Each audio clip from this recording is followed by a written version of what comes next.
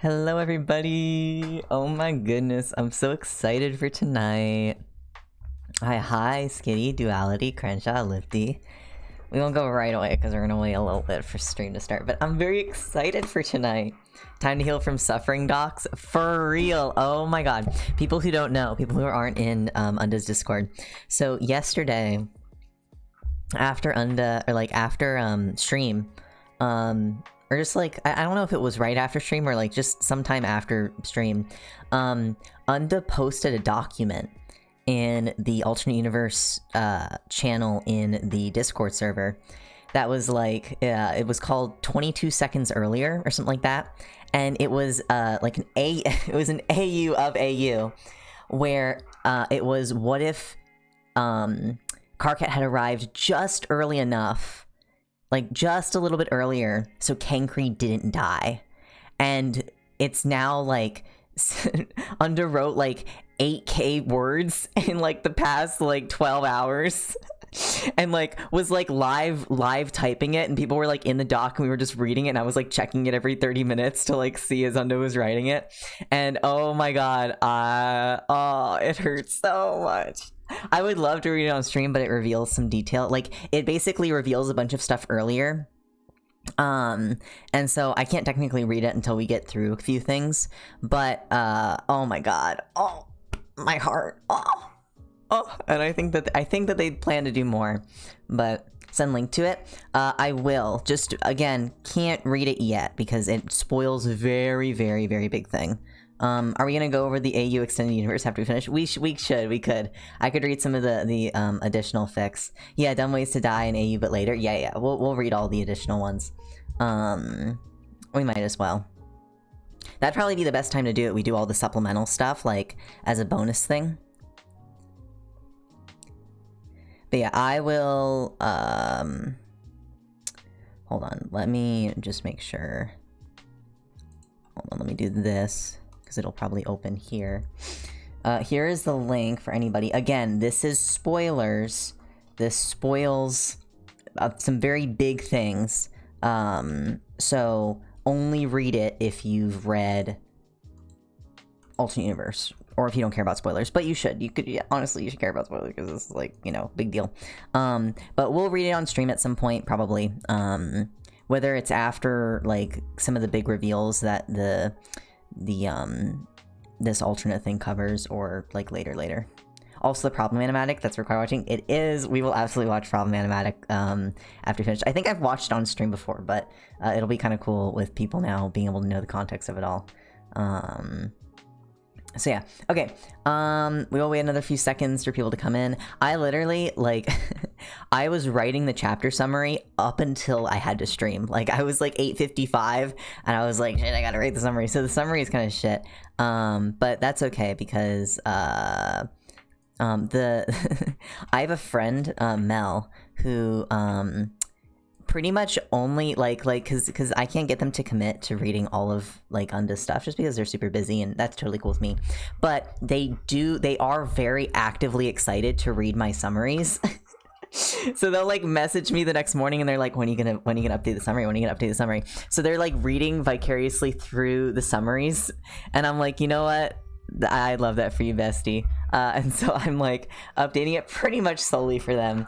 And so we were chatting and stuff about it, and I've been busy most of the day. I've been playing. I played some Capture the Monument maps. I played some. I was doing some work on stuff. I was working on some gem stuck stuff. I don't know if you guys saw. I posted a like a Jade Dave Cat gem stuck design that I'm so proud of. Oh, I love them so much. They make me so happy.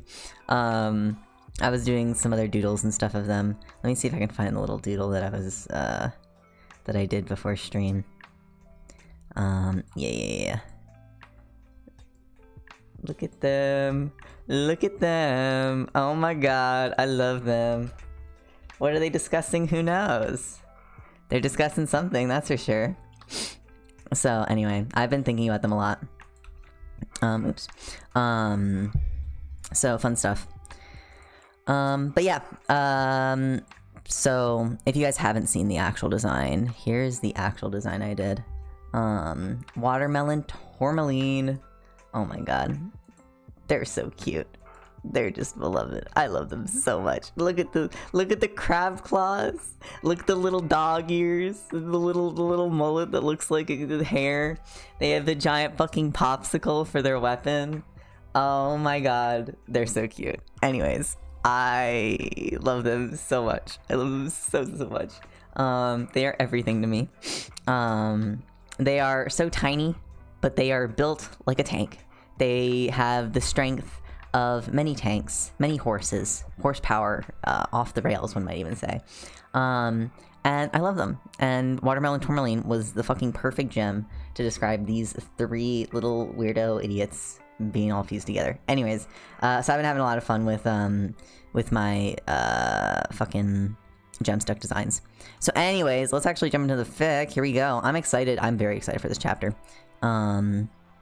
It's a very, very fun chapter that I've been looking forward to. This and next chapter. Oh my god, we get 2 great back-to-back chapters this week. Great to finish off the week too.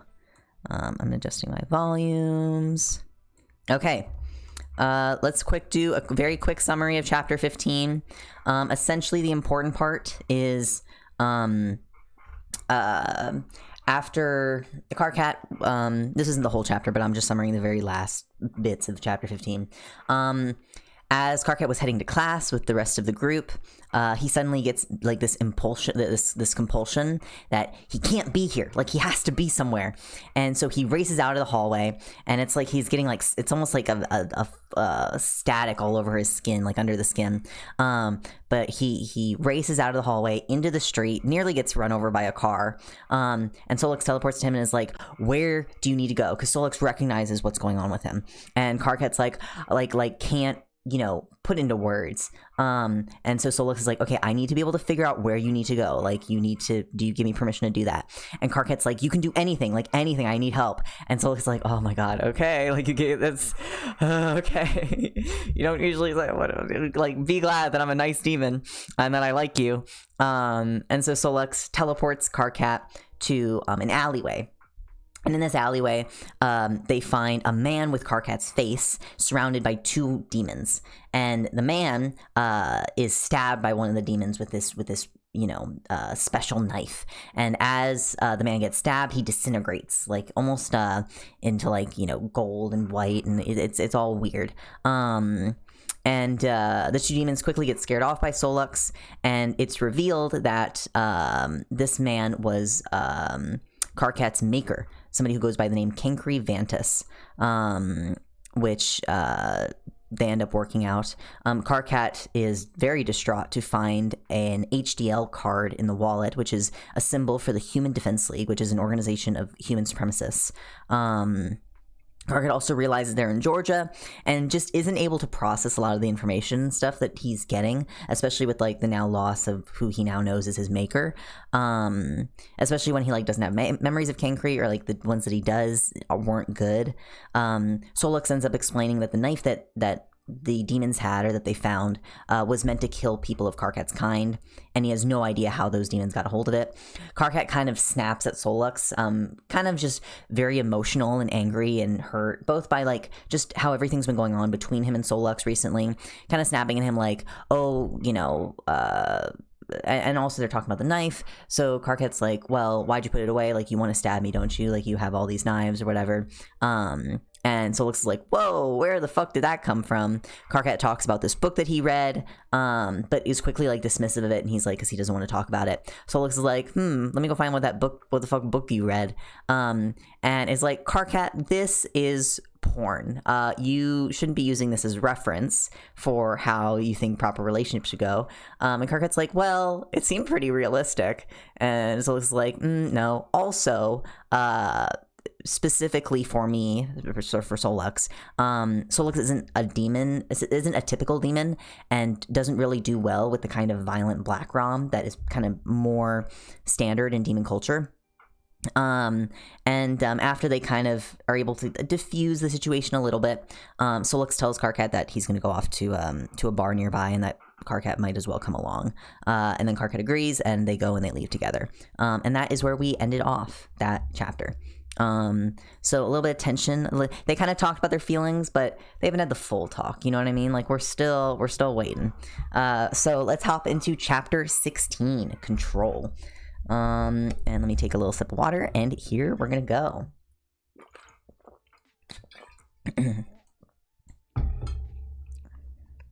All right. You have a maker, because you're not even close to human. You're like Solux, but your maker was just stabbed. You saw it. It doesn't... How... Solux snaps his finger in front of your face and startles you out of your thoughts. You've just been absently following him for a while. Here, Solux sighs irritatedly and jerks his head in the direction of the building you're next to. It looks like a sandwich and coffee place, basically a Starbucks that isn't one yet. Sure, yeah, you say, still feeling hazy. Solix leads you in and pushes you into a booth. The place is hardly busy in the afternoon of a weekday. Without the dark rain clouds that were over you in Salem, it's not looking nearly so close to sundown. Solix walks off to go get food. He doesn't ask what you want, which is kind of rude, but you don't really have the brains to think of it right now. So it's probably for the best. As your mind starts circling back around to Cancri, your phone pings with a message from Rose. Karkat, are you alright? We saw Solix take you somewhere, but you've not come back, and we've not heard anything. I don't know. That's concerning. Where are you? Georgia. What? Why did Solix take you there, and why did you run off like that? You were nearly hit by a car. We're all very worried. I can't really talk right now. I'm not in danger. Don't worry. You put your phone face down on the table. You can't deal with that right now. You don't know how to explain what just happened to yourself, let alone anyone else. Your phone buzzes, but you leave it alone. Instead, it makes you think of a different phone. Solix had been looking through Cancre's phone, but you don't think he took it with him. You set your bag on the seat on the booth and will the bundle of clothes and everything in them to you. They nudge your hand and you pull them out. Unfurling the punctured sweater, you find the phone in there with Cancre's key and wallet. When you lift the phone, you see that it's still unlocked. It's an Apple phone, just like the one Rose bought you, so you're able to plug your own headphones into it. With one hand, you put the earphones in your ear, and with the other, you navigate to YouTube, and you see that it's already open on Cancre's channel, KV Discourse. His videos' titles are so long that they trail out the preview window, so you select the newest one. It opens up with a shot of Cancre sat in a desk chair facing the camera. You have to pause it before he said a word just to stare at him. He looks so much like you. His skin is like yours, his eyes are just like yours. His eyebrows and hair are way neater, and in fact, his hair is smooth and well-behaved, unlike the mess that you've been stuck with your whole life. It's not through lack of trying on your part either. It's not as if you always dry your hair under a hand dryer in the men's room. That was one time. As you stare at the small image of Cancre, you feel like he looks odder and odder by the moment. It's like someone pretending to be you when they don't know you at all. His body language seems entirely different. His expressions are different, but he's making them with your body and your face. He looks a little older, but enough that he could still reasonably be you. Finally, you hit play. When he speaks, his voice doesn't sound like yours. You really don't like your voice at all. His sounds practiced and methodical. The word lecturing comes to mind. I am aware that my longtime watchers will be familiar with the process of beginning my videos, but for first-time watchers, I would like to preface this discussion with a few warnings. As we are discussing very real subject matter and subjects to great import of human life, this discussion will naturally be very intense. As such, I would like to warn everyone for themes of human oppression, violence done to humans in both historical cases and present day, potentially upsetting. You disconnect a little as you stare in disbelief. The HDL are furious, violent, hateful people, and yet this guy is rambling in on a self-important list of warnings for his speech that in any other context you would assume to be a caricature of certain people on the internet on the other side of the political spectrum. As he goes on listing all ways that what he's about to say could offend, you find yourself amazed at how he can talk for so goddamn long without any kind of pause. Now, the topic of this video is one I've covered in passing before, but I would like to take a deeper look at the subject matter.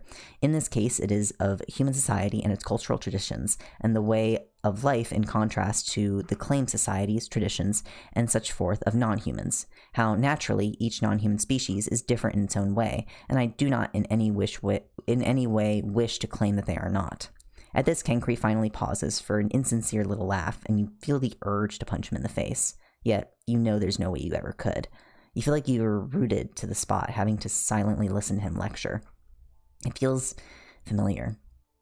None among us would claim that a banshee and a fairy are the same thing, but in contrast to humans in this topic, we can group them together by the simple fact that they are other to us humans. Anyone could concede that they at least meet that measure of commonality. So human culture is broad, colorful, vibrant, and well worth protecting, and we have studied our own cultures, developed museums to house the relics of our own histories. We have cultural traditions that stretch back through time. This is what we are defending. Cancri waves his hand as he speaks, and every word is delivered with such certainty. You hate it. You hate him. Non-human species, however, do not have these things. They don't build museums to talk about their history, even if they hold on to their grandfather's axe or what have you. It is simply not the same, and yet the defenders of these non-humans speak as if sending non-humans back to their own spaces is in some way oppressing their culture, when in fact it is our culture and our history that is under threat. Even if we take the basest form of human culture, let's say reality TV, even that has started to be invaded by non-humans who are forcing their presence into the fabric of our human created culture and thus altering our culture. For example, in the latest season of the quite intellectually vapid American Idol, there were demons competing, as well as fae, mermaid, and a selkie duo, as well as numerous other non-humans, who, in the context of this conversation, I will add, were by definition taking up spaces that should have been taken by humans. Cancri goes on. You are so fucking angry. You want to bite this phone in half. Everything he said is such shit that you don't even know where to start.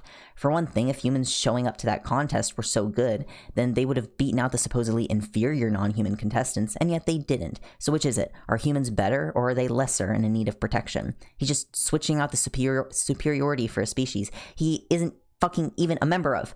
In and out for, oh no, poor us, we're under attack. Like, what the fuck? On top of that, who died and made him the arbiter of what is and isn't allowed to be a part of human culture? Even if he was human, which he isn't, why does his opinion on that count for more than the human producers of that show making the rules for their own stuff? He's just some asshole ranting in a fucking desk chair in his room. He's not making shit that contributes to human culture. You know what? Fuck it. You're gonna stop watching this. You're gonna cut him off. Your thumb moves over the button and then locks up. You can't press it, and Cancri keeps talking. You're not allowed to interrupt. You don't know how you know that, but you know it, and you're staring in horror at the screen, unable to do anything. How long is this goddamn video anyway? Oh, fuck, it's an hour long. If they had anything worth bringing to our culture, we would see evidence of it in their areas, and yet we don't. There are no museums, no galleries, and yet some claim that few ramshackle stone circles that pass for temples to their gods and spirits or what have you count and measure up to the majesty of something like the Notre Dame or the Sistine Chapel, that their folk songs that aren't even written down for the most part hold a candle to Beethoven's. Here, Solok says, and floats a coffee cup and a plate with food on it. You can't make a noise of distress, but as Solok sits down opposite to you, there's a chance for you to kind of grab his leg with yours. You even manage to push the phone towards him in your hand, though you still have to keep your eyes on it. Car cat? Solok asks, but your mind is still filled with Cancri's specious rambling, and your voice is frozen in your throat. Oh, shit, Solok says and snatches the phone off of you. You slump over the table a little, narrowly missing smacking your face into a grilled cheese sandwich on a plate. I couldn't interrupt him. I was stuck. That was fucking horrible, you hiss. Shit, sorry. What's he even saying this one? Solux asks and takes the earphones from you and listens instead. His expression sours as he listens longer, but he at least has the luxury of being able to turn the damn thing off. You're right, he doesn't ever shut up. What a prick. Solux snorts. You don't think you've ever said that he doesn't shut up. It's true, but you can't remember saying it. Could I just not interrupt him because he was my maker or something? What was that? You ask as quietly as you can. You can feel the nerves in you threatening to make your voice go loud. Oh, no, I interrupt mine all the time when we talk, but like I said, you can't refuse the proper order, so if you were ordered not to interrupt, then you can't, which is a massive abuse of power and really fucked up even by demon standards, just so you know, Soluk says, which confirms what you more or less already felt was true. You stare down at the table and fight to unclench your jaw, not because you're being made to stay quiet, but just because you're so angry. How did that guy make you? You might not have the highest opinion of yourself, but you have no idea how a person that self-entitled and specious could have made you. You're so mad he left you alone, even though he probably had no more idea of your existence about you than you did of him. Is he gonna come back? You ask, digging your nails into the table a little to stop your hands from shaking so much. Carcat, he's dead, Soluk says gently. So what? You die all the time, you say a little loudly, grabbing the attention of a man with a takeaway cup who was just past walking your table at the time. He stares at you in surprise. What? You snap at him and the man scurries off. You hear Solok stifle a little laugh. No, he's not coming back. I don't know whether to tell you to be pleased or relieved about that, or if I should say that I'm sorry for you, Solok says. I'm livid. I've wanted for so long to know who I am, where I come from, and meet other people who are what I am, and this is what I get? I'm so angry I could break something, you tell Solux. You grab your grilled cheese and take an angry bite of it as if that'll help anything. Solux rests his chin on his folded hands and smiles slowly. You would say it's a devious smile. We have his keys. We could go and smash everything in his home and burn it down, Solux offers you quietly, almost smoothly. I bet you make that offer to all the guys, you say sarcastically. No, just you, Solix answers. You pause, mouth full of grilled cheese, and stare at Solix. He's watching you calmly, but the slow smile on his mouth has a hint of something that's either mischief or flirtation to it. You don't really know which it is. Hastily, you choke down your food so you can talk. Is all you manage. Good job. Solix just blinks at you, slow and patient. The effect is stronger given how many more eyes he has than you. Should we talk about the other thing? You ask him, your voice going higher with nerves. If you want to talk about all the porn of yours in this public place, then you missed. Solix sneers at you as you try to kick him in the leg and he dodges. You know what I mean, you hiss. Solix's shoulders shake as he laughs, a little quiet, slightly nasally exhale of amusement that should sound dorky, but mostly just sounds endearing. This isn't what you feel when Dave is being dorky in a way that makes your heart race, but it's also not like that. I mean you and me, you say seriously. Solix sighs a little and leans back in his chair to look at you. I don't think we should specifically talk about me and you, no, Solix answers after a second. Why? You ask immediately. Because you're pissed off right now and you've just been through a lot.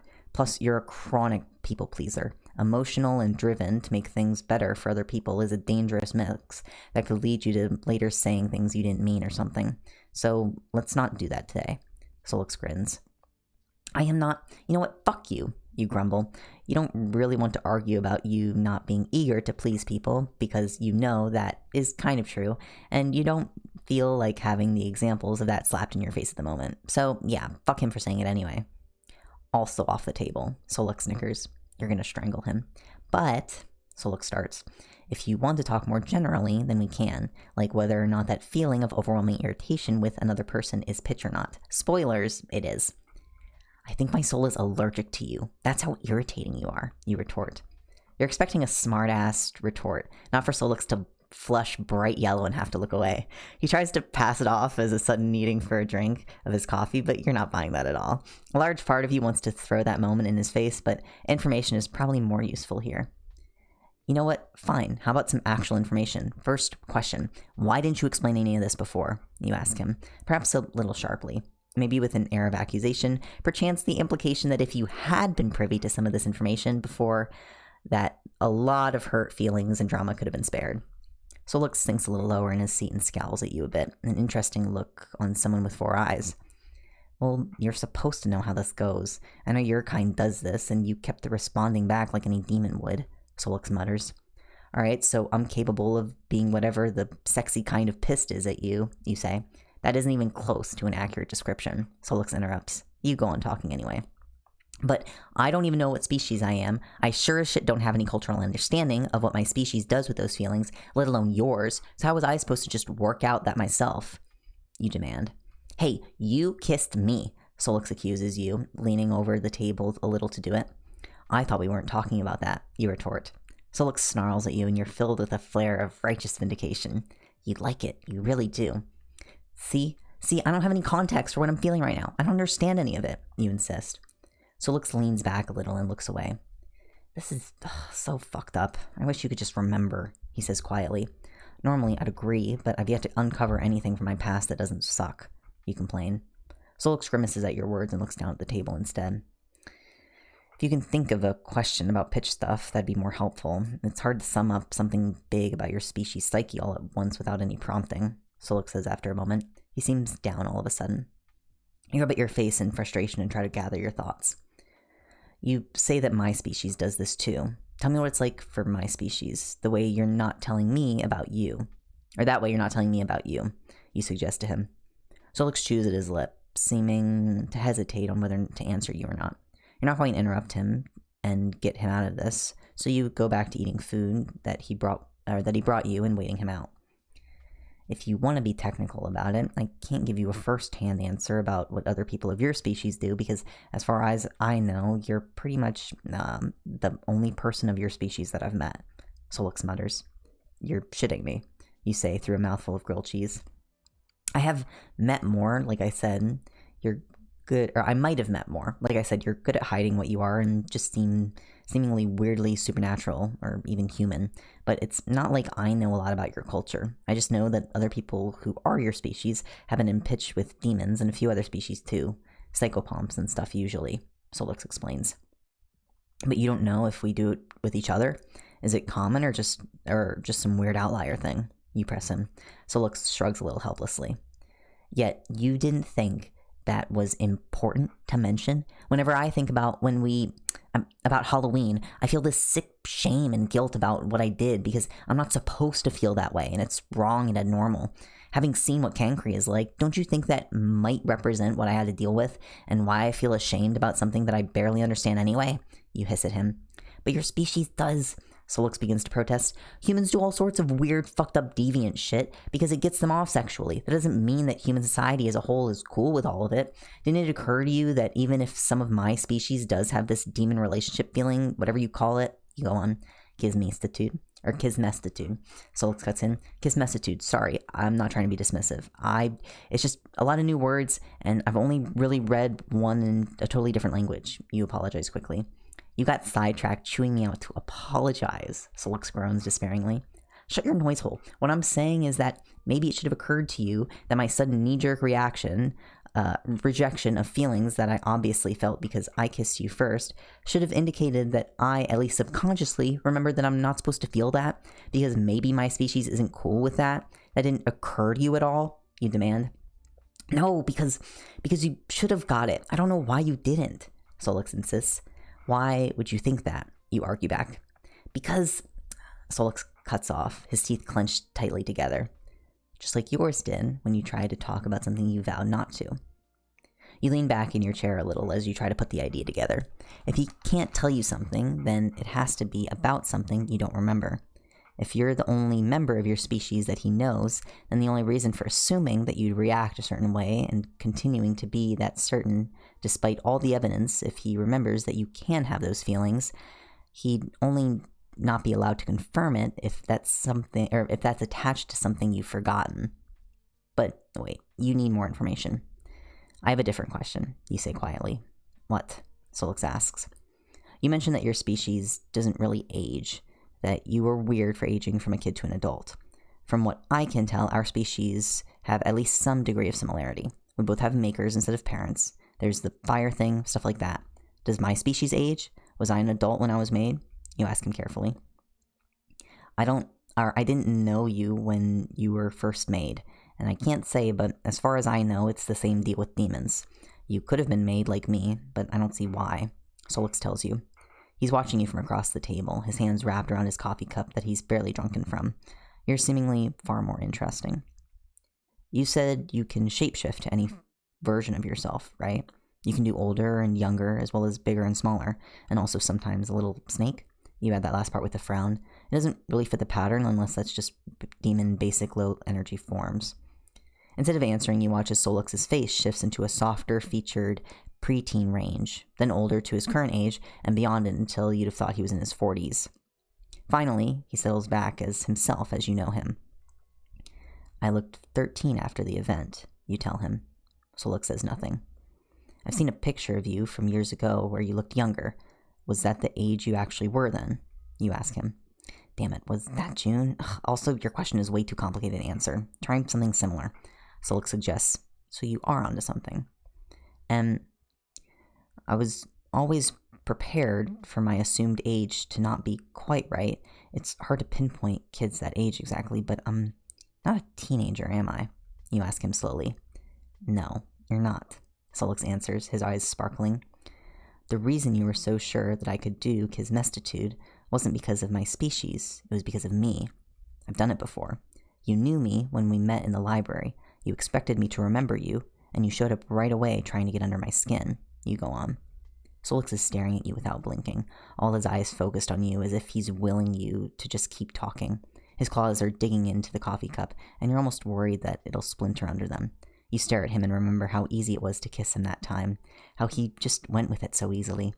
Your mind flashes up the hurt and panic look on his face when it became apparent in the library, that first time that you had no idea who he was. We were like that, weren't we?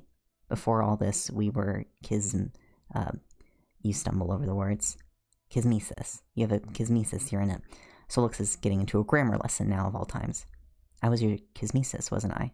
You interrupt him. You can see the muscles in Solix's jaw tense as he nods, just once, and sharply. All of the air rushes out of your lungs like you've been punched and you slump in your chair. Solix's mouth twists a little. You're not sure if he's bitter or sad. Instead of looking at you, he looks down at his coffee that's probably gone cold by now. You've not even touched yours. Technically, you never broke up with me. He shrugs. Forgot you. You whisper in horror. Solix nods.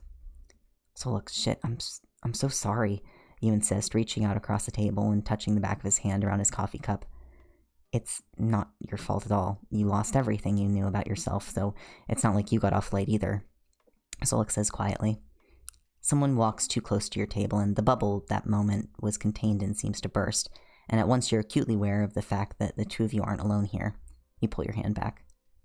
Look, maybe we should do this somewhere else. Do you want to go find out where Kenkri lives and go there? You suggest. Solix nods, so the two of you get up without even bothering to finish your drinks. You've still got a third of your grilled cheese left. You can hardly think about things like that because the inside of your head is just an endless screech about how you've apparently been dating Solux and have been for fucking ages. Years. Literal years. The two of you find Kenkri's address from his phone and his email box. Delivery receipts are so useful, and the two of you go there in silence. It's not as if it was that far at all. Maybe a 5-minute walk from the place you just left. Seemingly, the two demons ambush Kenkri close to his house. It's only when you're outside his apartment door that a thought occurs to you. Wait, maybe you shouldn't come in here, you say. This was your idea, Solix points out. Right, but two demons decide to jump this guy outside his home and not in it. Maybe there's a reason for that. I'll go in first and maybe you trail off as you try to concentrate on becoming invisible like you did with Jade. You only know you've done it when Solux startles and doesn't track the direction you move in or react when you wave your hand near his face. Excuse me, oh my goodness. Sorry about that. You have to try a few keys before you let yourself in, and Solix looks right through you. It's really odd. You step inside the apartment. It's neat in a fastidious way. It's not like there's banners hanging on the wall that demand death to all non-humans or anything. Turning around to look at the doorway, you don't see any spells around the door, so you lean closer to where Solix is standing, trying to keep your voice low. Hey, how do I check if there's any spells here that hurt you? You whisper to him, but Solix doesn't react at all. Well, fuck. Thankfully, you still have your phone. Apparently, you can't hear me either. You see Solix react to his phone pinging, and watch as he takes it out and reads. He huffs and starts typing back. Yeah, no shit, idiot. Shut up. How do I check this place to see if there's some kind of spell that might hurt a demon? You're trying to see if it could hurt me? Solix says in surprise. Of course I am.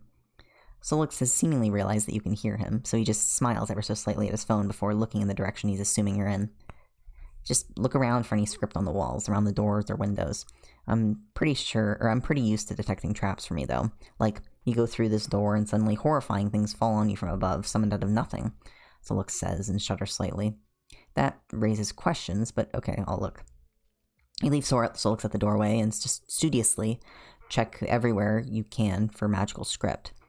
You check out the rest of the apartment to see if anyone else lives here. You don't want a surprise visitor.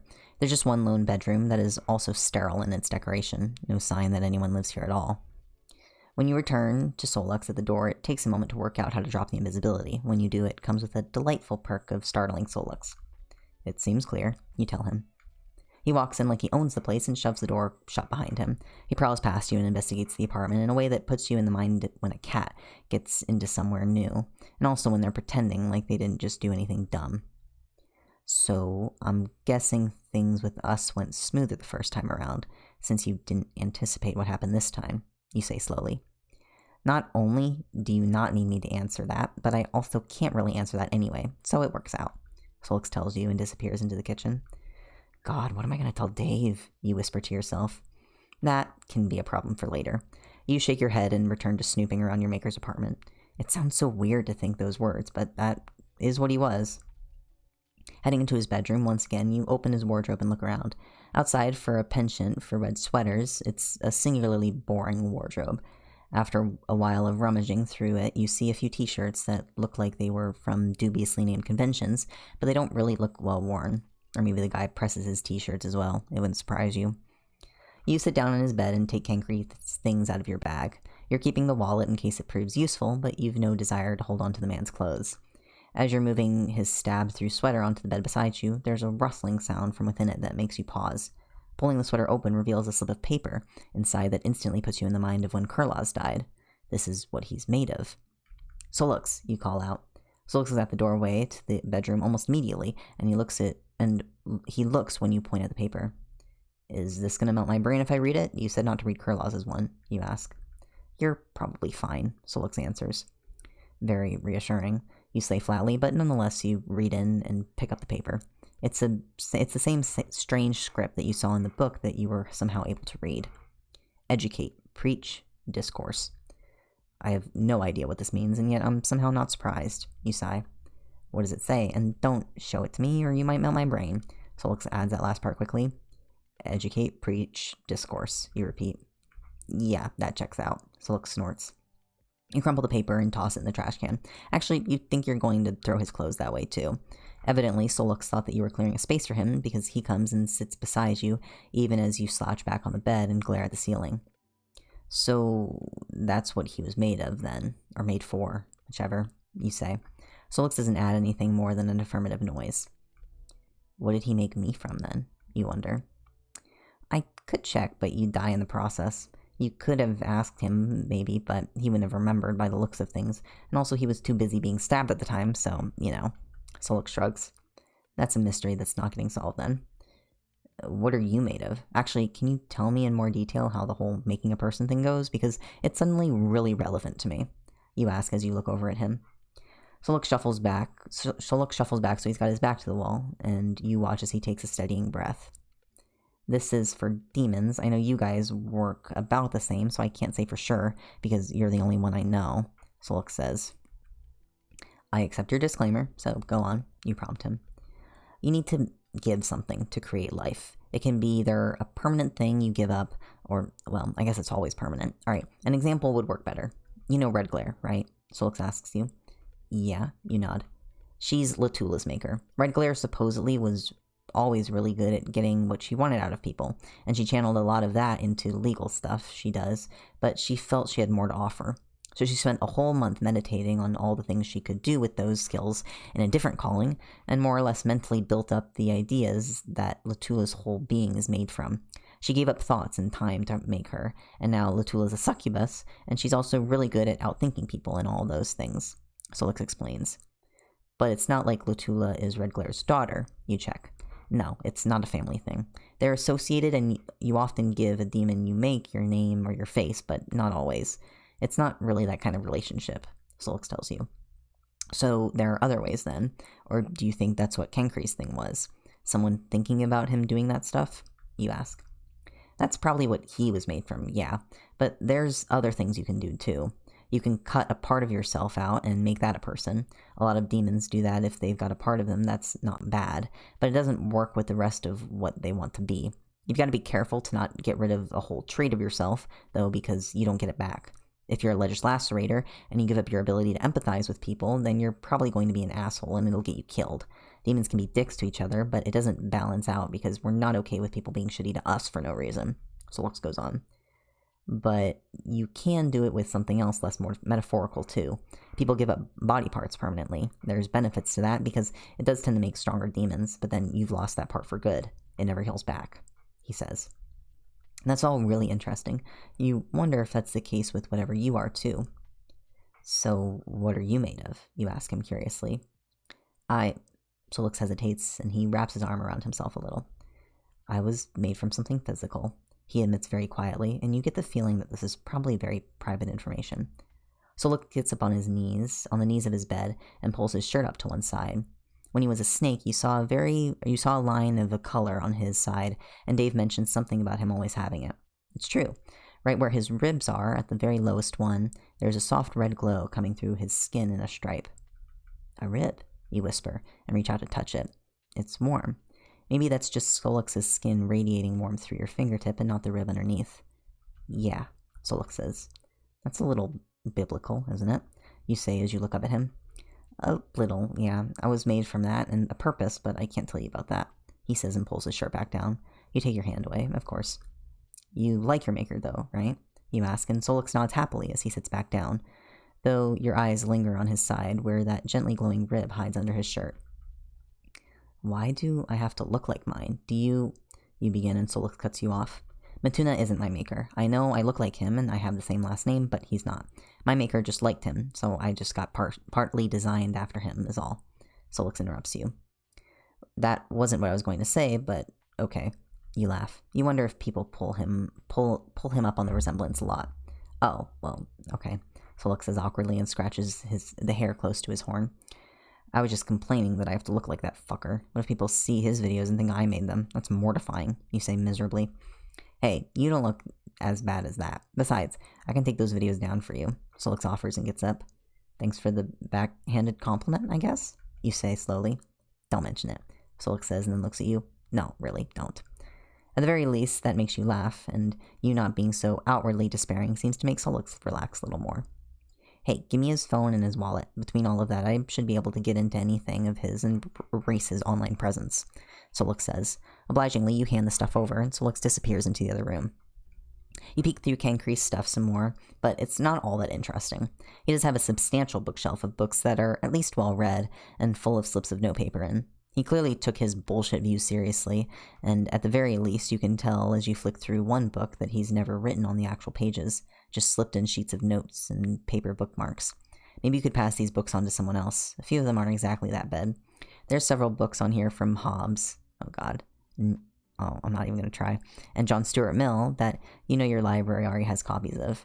They're useful in a historical sense, and not all their ideas are bad, even if off the top of your head you know that Mill had theories about maximizing happiness for people, but had very select and discriminating ideas on what counts as people.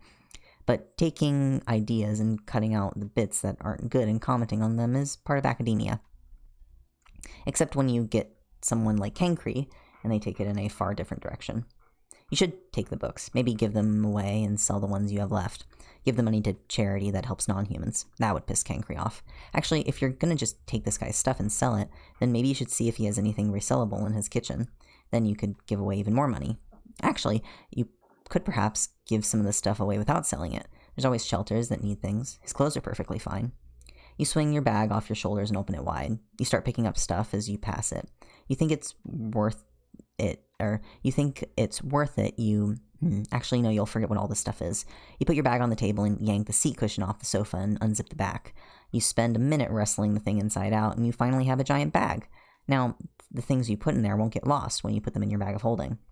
With your new bag in hand, you sweep the stuff that you've already grabbed onto and move on.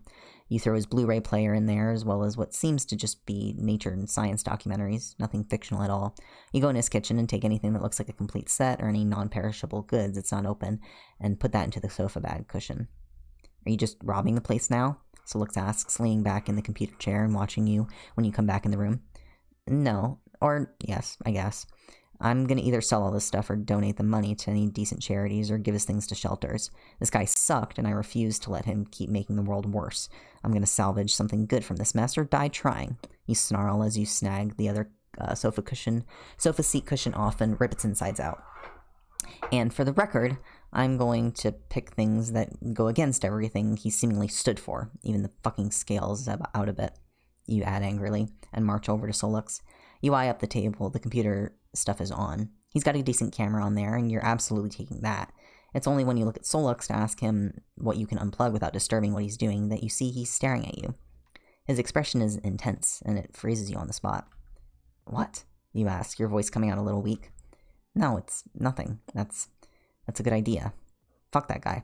I was gonna suggest taking a baseball bat to his stuff and starting a fire, but you're actually doing something good, and Solix seems to shiver slightly, and you notice that his tails are doing that quick back and forth flick that you've seen in videos of cats before they pounce on something. And, you say, encouraging him to finish whatever that thought was. And Solix leans forward slightly, putting him closer to you. The air between you two feels electric, and it finally clicks what this feeling is. He likes this part of you, pissed off and doing the right thing. You like that he's helping, that you're having a shit time, and Solix has been there to back you up when you need it, even if it does come with a casual offer of arson in the mix. Somehow you've got closer to Solix since you've been thinking this. Solix's fangs dig into his bottom lip, and if you aren't already thinking about kissing him, then oh boy, you are now. I did say we shouldn't do this when you're all, Solix says quietly. He's still looking at you, and he's not making any move to do anything else. Right, you did, and I still don't get this whole thing yet. You agree? Solix's little forked tongue swipes the bottom of his lip for a second before he speaks again, and you're pretty sure the higher reasoning areas of your brain just went offline. Sure, you need to think, and maybe get some sources that aren't porn. Solix grins deviously. You kind of both want to bop him in the head for that comment, but you also really want to kiss him too, and the only reasoning that you can dredge up is that it'd shut him up, which is dumb and stupid, and yet, yeah, I really need to think. You agree, instead of doing that. It'd be a first, Solix teases as he slides a little lower in the chair, and his leg brushes up against yours. You're somehow standing right up against the chair he's in, and if it wasn't for the fact that he's got one foot up on the chair with him, his knee tucked to his chest, then you'd be standing between his legs. That's how close you somehow have got. And I need to talk to Dave. You remind yourself and close your eyes, because that's easier. You hear the chair creak as Solix leans closer to you and open your eyes when you feel him poke you in the middle with his index finger. You're overthinking that conversation. Dave has no problem with this, and if you actually start dating him, then I don't have to hear him pining over how, oh shit, Carcat was outside today, and just a towel, and dripping water like some Baywatch shit, I nearly died. Solix scoffs. He didn't say that, you mutter. Oh, really? Then how do I know about it? Solix agrees. Or Solix argues, not agrees. He raises a good point. Solix's hand goes from just slightly poking you to smoothing against your side. He looks up at you again, and you can see the struggle in his face. I should get back to deleting these. You should go be not here, Solix says, slightly garbled as he turns away from you. The tips of his ears are gold, and you're pretty sure your face is red. You sure as shit need to figure out what these feelings mean and how they work, especially as it's to do with someone you're apparently still dating. Maybe you could ask Slick for more accurate books, or even just some verbal advice given that he has a kismesis. Well, assuming he's got the power of speech back by then.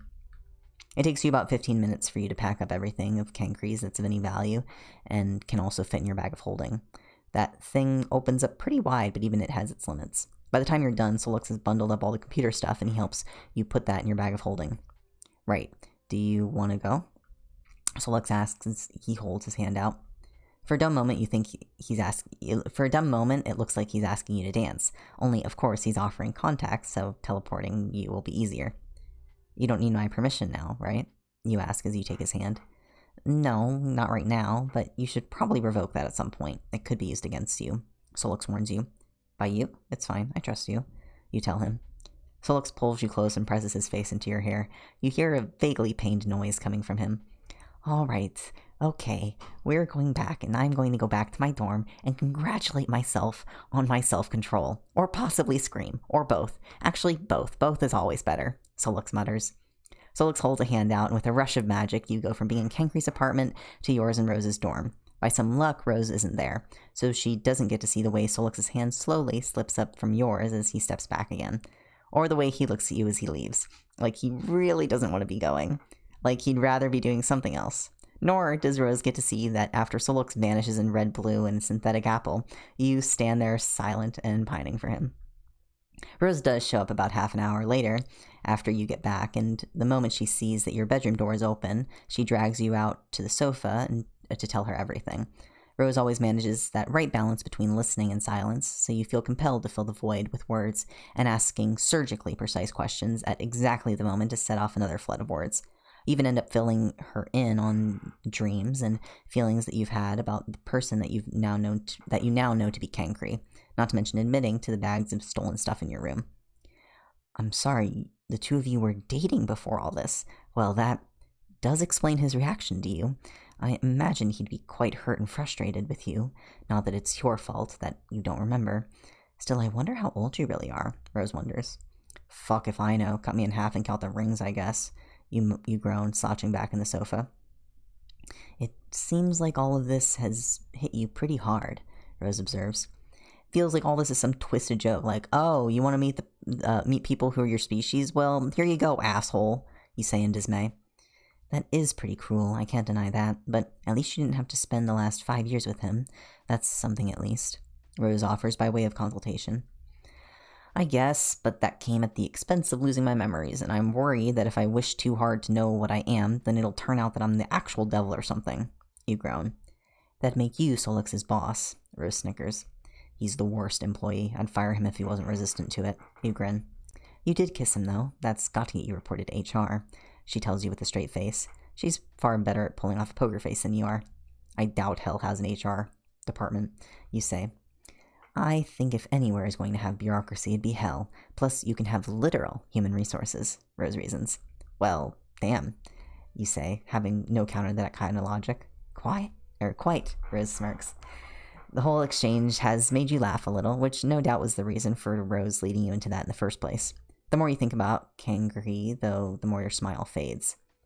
God, what if I used to be like him, though? The things he was saying in those videos? If anything like that came out of my mouth, I'd be horrified. What if, without living in a building of non-humans, I didn't have the experience to relate to people who aren't humans? What if I was a speciest fuck? You say in mounting horror. For a start, I don't think that your whole temperament would have changed just from that. As prone to insults and shouting as you are, your base personality is incredibly soft. You relate to people easily, and you're quick to critique yourself and examine your own actions. You own up to your mistakes and admit when you're wrong. You just don't have the makings of a flagrant speciest, Rose tells you. You're about to press on that you could have been different, but then Rose doesn't let you get a word in. Secondly, you already told me that you and Solix were seemingly involved in the past. Solix would not have dated anyone like that in any capacity, and even if he had done so, I'm sure he would have made a large number of jabs about you being different now, and he hasn't. As it stands, Solix is quite a good judge of character, and it seems that this kismestitude relies on certain amounts of respect, something that he wouldn't have for someone that terrible. You said he was disgusted by the things Kankri said. Why would he tolerate it from you? Rose points out. Yeah, I guess you're right. I just hate the idea of being anything like him. But he made me. How did that even happen? You groan. I doubt that wondering on hows and whys of this topic will do much for you, Carcap. You can't ask the man now, and as far as we know, he's the only other of your species around. Solix seems very limited on what he can tell you, and doesn't sound as if he knows all that much anyway. It seems to me that your species are similar. It sounds as if you both came from another plane of reality, and he's likely just drawing from what he's heard, and what planes are like. Perhaps he would get a similar experience if you asked a fish to describe another kind of fish. They're different animals, but large amounts of how they work would be similar, due to being creatures in a like environment. Even if you were dealing with tropical fish, and those in lakes, you'd still find common areas like breathing water, Rose says. She lost you a little there, but you think that you get her point. Solix is bound to not help you unless you get really close to the information and guess it, or know how to ask the right question because of something you've learned.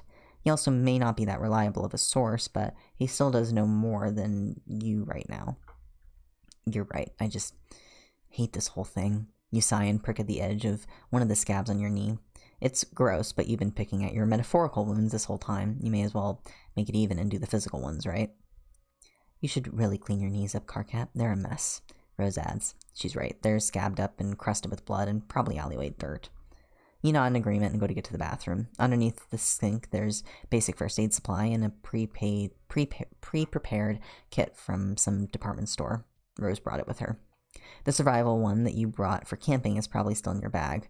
You could have used that before you got home if you had the forethought, but you didn't. You sit on the edge of the bathtub and clean your knees with some stinging antiseptic. Rose leans in the doorway and watches you. For what it's worth, I still intend on helping you find out what you are. I don't care what you turn out to be or how old you are. I don't care about the terrible views of someone related to you. We are still friends. Rose reminds you. Rose, don't. You whine, already sniffling. You've had quite the day, and if she keeps being nice to you, then you actually are going to cry. Alright, I'll make tea. Rose laughs quietly and leaves you be. Thank you, you shout out after her, not wanting her to think that you're ungrateful. The mirror on the wall buzzes threateningly against its frame, but thankfully doesn't shatter at your voice. The laughter you hear from the kitchenette is a lot less quiet this time around. You drink tea, and Rose bullies you into sleeping earlier than you normally would. This, presumably, is friendship. Take a quick drink.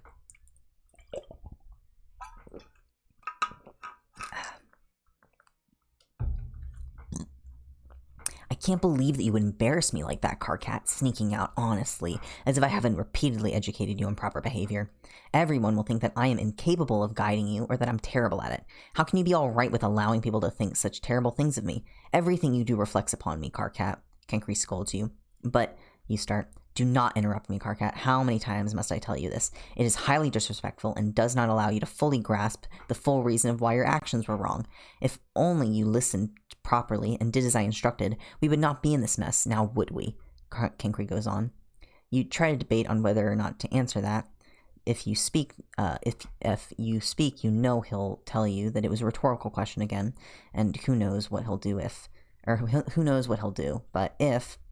I ask you a question, Carcat, Kenkri says sharply. Yeah, if you don't answer, he'll reprimand you for ignoring him. I didn't sneak out to make you look bad. You try. No, see, you're starting your sentence with I just shows me that you're still trying to excuse your behavior, which means that you are still under the impression that you did nothing wrong. You need to go to your room and you need to think on your actions and how they reflect on people who aren't you. Kenkri says sternly. I don't know what he's saying. You open your mouth and tell him not to, but he's already snapped his fingers and you're elsewhere, stuck in the doorless confines of your room. Plain, pure, white walls, a bed, and a bookshelf full of your maker's speeches that you had to transcribe. You hate him so much, and you'd scream this place down if you weren't still banned from shouting on this plane at all. Fuck this whole plane. You sit on the floor and you press your hands to the ground. The floor shimmers and you can see through your plane and into the prime material one. You pull the view over the city and watch as fire rages. You keep looking and sigh in relief as you see that Sam has actually sent his diaries away like you told him to. Not that you were allowed to be there or interfere with humans. You're not supposed to do that. Thankfully, Kenkri thinks that you're stupid and selfish, wandering around down there in the prime material plane just to amuse yourself instead of what you've actually been doing. That fire is awful, though. You wish you could help, but you think if you did without the right permission, then Death herself might come and kick you in the teeth, and then Kenkri would surely know about it. Or you assume so. You've never met her. You roll over onto your back and sigh. How long are you going to be stuck here this time? You flail awake in bed. Immediately you're struck with a wave of claustrophobia that makes you run out into the main room of your dorm. That was a memory. That was a memory of Kenkri locking you up because you did something that pissed him off. In the dream, you weren't that terrified, but now you're shaking. You just have to picture that small, bare, blindingly white room before the fear of being locked in rises up in you like an incoming tide. That wasn't the first time, or the last, was it? Fuck Kenkri, you hiss and feel a little vicious thrill in your... or feel a little vicious little thrill go through you at being able to say it. You probably weren't always so free to. Heedless of pajama shorts and simple t-shirt that you're wearing, you march barefoot up to Dave and Solix's door and knock. You try to be quiet so you don't wake Dave up. In moments, the door swings open to reveal a surprised-looking Solix. You said about a baseball bat and arson, you say quietly. What happened? Solix asks and pulls you into their dorm. He shuts the door after you and looks over you. You're very clearly only just woken up. I had a dream, or a memory, I guess. You tell him. That's concerning. Solix says. What? I thought you'd be happy that I'm remembering things. You mutter. That was probably a little mean, actually. You're going to apologize, or you're about to apologize, but Solix speaks before you can. Oh, well, yeah, on a personal level, I'm all for you remembering anything and everything. It's just concerning for reasons I literally cannot talk about, Solix tells you. Well, that's ominous. What did you remember? He asks. He keeps his voice quiet, probably trying to avoid waking Dave, who is likely sleeping, like normal people do. Him locking me up in a room I couldn't get out of. He was mad that I went somewhere on a different plane, and I don't know. It was just a tiny bit of what was obviously a big history of him shutting me up and telling me I was wrong in every possible way. I hated him then, and I hate him now. So yeah, can we just go destroy what's left of his place? You ask. Solix presses a hand to his own chest, and when he brings it back, he's pulled out a baseball bat with him. He takes a step to you and presses the bat into your hand. Let's fuck shit up. Solix grins. He slides his arm around you, and all at once you're in Kenkri's apartment again. Solix waves a hand at your door, and the same silencing spell that you've seen in your own dorm appears, as well as another one that you don't know. What's that? You ask, pointing to it with the bat. Stops damage from this apartment spreading to the rest of the building. I'm guessing you don't want to burn the whole thing down, Solix says.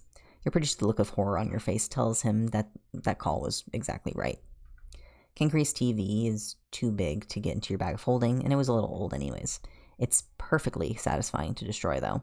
You and Solix hold on to each other's shoulders and jump up and down on the coffee table until it snaps in half. He clearly didn't like me either, that's the thing. Why not just let me go do my own thing, you say with a sigh as you lean on the bat. Some people think they own the people they make, or they act like it. They decide what you're supposed to do, even if you don't want to do it. It doesn't tend to turn out well, Solix says. He's pulling out all the glasses and mugs that you deemed earlier too scruffy to donate to people, or the ones that had organizations you don't approve stamped onto them. Solix tosses a mug up and down in the air. You can see the Louder with Crowder slogan on it, and you raise the bat in anticipation. As if this is your own personal baseball match, Solix pitches the mug at you. You swing, and it smashes into 100 bits. Oh, that felt good. You grin. Hell yeah, Solix beams and grabs another. So, with humans, you generally get old enough, and you can't move out and cut shitty parents out of your life. And you can move out and cut shitty parents out of your life, in theory. How does that work if it's your maker?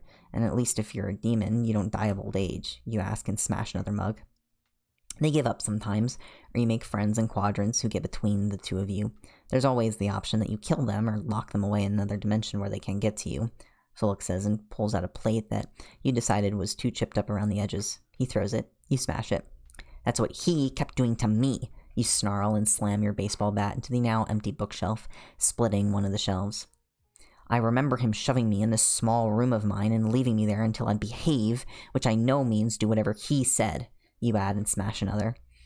I don't know how I remember it, but I'm pissed enough when I think about it that I know it wasn't once. Not that once would be okay, you shout and shove the shelf over. God, his stupid stuff is trash, and there's nothing he can do about it. Or good, his stupid stuff is trash, and there's nothing he can do about it. And I don't... What could I have done to deserve that? You sniff. Solix's hand touches your bare arm. You look around and see the understanding way that he's looking at you. It doesn't matter what you did or didn't do, Carcap. With people like that, it's about them being in control, he tells you gently. You sound like you know what that feels like, you say. Solix looks away now, but you guess he did say that he didn't want to talk about it before. I don't know if I should be thankful that I don't remember everything or not, but right now I still feel really conflicted about this, and I don't understand why. I'm angry at him for stuff I don't remember. I'm angry that I had to be on my own when he was so close to where I lived. I'm infuriated by the things he put out into the world, but You wave your bat around a little helplessly. I'm sad that he's dead. Maybe I could have changed his mind. Maybe I could have at least got some answers out of him or something. I won't ever know. You finish unhappily. Solix seems to consider your words, or perhaps he's just giving you time to process the mess of things that you're feeling. You want to burn this place down and leave? It won't spread to the other apartments, I swear, Solix promises. You sigh and lower your baseball bat. Yeah, fuck it. Fuck this guy. Here's your bat. You say warily and hand it back. Solix takes it and vanishes it away. He slides his hand down your arm and into yours. Without another word, he pulls you into the kitchen with him. He tosses a dish rag on the stove and telekinetically turns it on. The two of you stand there, hand in hand, on the other side of the kitchen as the dish rag starts to catch a light. Sure, he could use hellfire, but it seems like that can't be so easily contained. The flames from the dish rag leap up and start to scorch the edge of the cabinet. The vinyl siding starts to peel away, and by the time the dish rag has been burnt up, the edge of the cabinet is on fire. The vinyl starts to melt and drip, still burning onto the counter, which splashes fire across more of the kitchen. All the while, the fire up the side of the cabinet has spread to the ceiling, and the roof of the kitchen is thick with black smoke. Shouldn't the fire alarm have gone off, you wonder? I broke it earlier. Come on, Solix says and pulls you out of the room. He takes you into the main room and sits down on the floor, which pulls you down with him. The two of you sit together as fire flashes over the ceiling of the kitchen and creeps out into the room you're in. The paint on the ceiling bubbles as fire races across it. You don't want any of it landing on you or Solux, so until it stopped, you shield you both. Kankri's remaining possessions burn as the fire spreads through his home and eats everything. His table becomes firewood. The plastic in his carpet melts and burns. It takes only minutes before the room is an inferno. You don't know if this is making you feel better exactly, but it is cathartic in a way. Fuck that guy, you say quietly. Good riddance, Solix agrees. The ceiling stops dripping, boiling paint, so you let your shield down and just sit there. You wish that you had known about Kankri before now, that he hadn't been shitty, that you could have had a relationship with him. You're so alone. You don't know what you are, and even Solux, who does, can't tell you. He can't tell you about your past together. Even with him, you're isolated. You feel yourself choking up and miserable tears spill down your cheek. You don't want Kankri dead. You want him alive and not terrible. You didn't deserve this. Solux's tails wrap around you, and he leans his body against your side. You tuck your face into his shoulder, and you don't know if this is something that's allowed. From everything you've read, it doesn't seem like this level of empathy and kindness should be acceptable in this relationship. Or in this relationship you've had with him for apparent years. But you're hurt. You're ripped up inside from this, and when you needed it, Solux took you here with a baseball bat and burnt down the home of the person who hurt you. It helped, but you should go. You reach your hand out into the still roaring fire and feel the essence of it, that spark that's always there, and grab at it. At once the whole fire snuffs out, leaving only glowing metal and cinders around you. The smoke is so thick in the air that when Solux stands up and pulls you with him, his head seems to vanish in it, leaving the glow of his eyes like shining lights in a lighthouse in night. He steps closer to you, and you go from that room back to your own dorm. You should probably shower, Solux advises you. Because I smell like a burning building, or is that insulting general advice about how I usually smell? You joke weakly. Both, Solux answers, because of course. He takes a half step back, and your hand starts to slide from his arm when he leans closer to you and narrows his eyes at you. This didn't happen, okay? Solux tells you sternly. Oh yeah, arson is, you start to say. You don't get to finish because Solux leans in really quickly and kisses you. Maybe it's everything he said in the last 24 hours, or that he helped you out so much today, that he was there for you. Either way, if he intended on pulling away from you after a really quick kiss, he's probably thwarted by the pathetic way you're clinging on to him and kissing him back just as intently. Okay, no, he doesn't seem intent on leaving. Or maybe he's just really misguided and thinks that you have the key to get out your dorm room hidden up your shirt, or on the back of your neck. That's where his hands are, at least. Yeah, didn't happen. Didn't do that, Solux mumbles when he finally does pull away. Definitely don't know what you mean. You agree? Good, because you're all over the place, and this would be really dumb of me.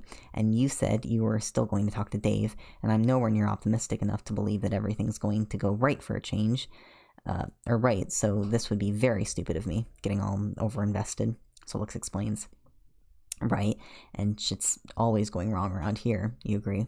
You still have his shirt in your hands. It's soft, even if it does smell like a house fire right now. Alright then, he nods.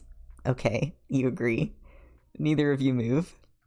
You don't know if you'd say he's pretty exactly. He's a different species from you, and definitely different from humans that's been your experience in the culture you've been in for the entirety of your memory. So your societally conditioned understanding of attractiveness doesn't really gel with his very not human features. Sure, there's some human-like stuff you can admire. He has nice lips that certainly feel nice. His jawline would be nice even on a human. When you get to his very demon eyes, though, there's no marker for whether he's pretty or not. But you like looking at him. Your breath catches a little when you do, and right now you'd really like to kiss him again. Solux seems to be hesitating, and it's clear why when he kisses you again, although this time it is fleeting. That was just because it had to be twice, Solux informs you, as if to stop you from getting smug about it or something. But the last time didn't happen, remember? So you tease him. Nope, no, that sort of logic is how I get stuck here, and that really can't happen, Solux tells you. Oh, as opposed to the not happening that just happened earlier, you say with a grin. No, because it didn't happen. Now, go shower, you smell. Solux hisses at you. He turns to leave for real, and you catch his wrist to stop him. He looks at you sharply, clearly trying to convey that he actually is going now and doesn't appreciate you stopping him. You let go just to appease him. Hey, thanks for all this, you say earnestly. Yeah, well, you can know me if I'm ever in a similar situation of this kind. Solix mumbles. Sure, you nod. Solix vanishes in a puff of smoke, and you figure you'll take his advice and go have that shower now.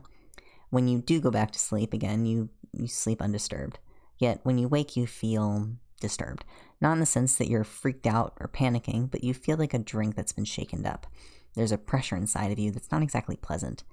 You're okay with your early shift in the library that morning, especially as you'll probably just be transcribing in between checking books in and out. Too early to see Rose, eating breakfast alone, and an excuse not to be too chatty. Unusually, when you open the office door in the library, you find that Kanaya is playing music, so you have to quickly dart in and shut the door behind you to keep the sound in. It's a man singing over a piano, and it sounds like a reasonably old recording. It's the lyrics that make you pause, though. I'm not singing, so I'm just reading the lyrics. Fuck Christmas. It's a waste of fucking time. Fuck Santa. He's just out to get your dime.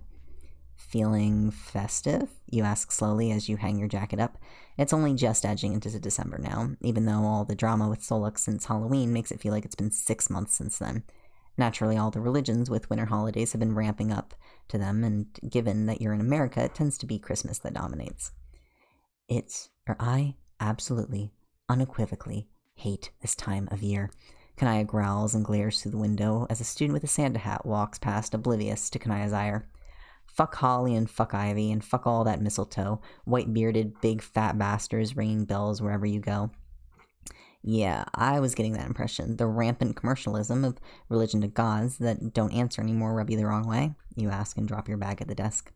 No, Kanaya says with a shake of her head. She pulls a face and seems to reconsider. Well, that too, but that's not why. This time of year just reminds me of my brother, Kanaya continues. And bloated men in shopping halls all going ho-ho-ho, it's Christmas fucking time again. You glance at the speaker and Kanaya's irritated, unhappy, and obviously frustrated expression. Oh? You say, somewhat fearing that any guess as to why that's a bad thing would be a disaster. He died a long time ago, but Kanaya shrugs slightly. There doesn't have to be a time limit on that kind of hurting, you point out. You know the man who wrote that song, Eric Idle? His father was killed on his way home for Christmas, Kanaya tells you. The lyrics of the song are pretty plain about the man's feelings for the season. You can only imagine that having that memory rubbed in your face each year would be really rough. You open your mouth and start talking before you can think not to. I found someone. He's related to me, you say. Really? You've been trying to work out what you are. Does he know? Kanaya gasps. I didn't really get to talk to him. He got stabbed, died. I saw it. You answer. Your words are coming out all disjointed for some reason. Karkat, why are you in today? She says in horror. No, don't, it's fine. I didn't know him, and... Oh. You stop what you're saying and stare over Kanaya's shoulders. On the other side of the glass door behind her is Terezi, who appears to be licking the glass as she stares at you. You say and point. What on earth? Kanaya says as she turns around and looks. That's my dragon friend. Hold on, you say quickly and get to your feet. Karkat, I really don't think, Kanaya tries to say, but you hurry past her to the door, eager to not have this conversation. You pull the door open and let Terezi in. She does so with all the confidence in the world. Seriously, if you couldn't bottle that stuff, you'd make millions. Hey, Karkat, thanks for the phone. I came by to get my library card to borrow books, Terezi says, making air quotes as she says the words. If you imply that you're going to steal the books, then I can't really in good conscience let you borrow them, can I? You say with a sigh. Don't worry, I don't commit crimes. Also, when you need legal representation, give me a call, Terezi says cheerfully. You pale and wonder if she knows about all that theft and arson you did last night. She probably does, right? She's a seer. So, library card, let me just get that for you, you say hastily and hurry off towards the cabinets. Hello, I'm Kanaya. Kanaya introduces herself. Hello, vampire, Terezi trills brightly.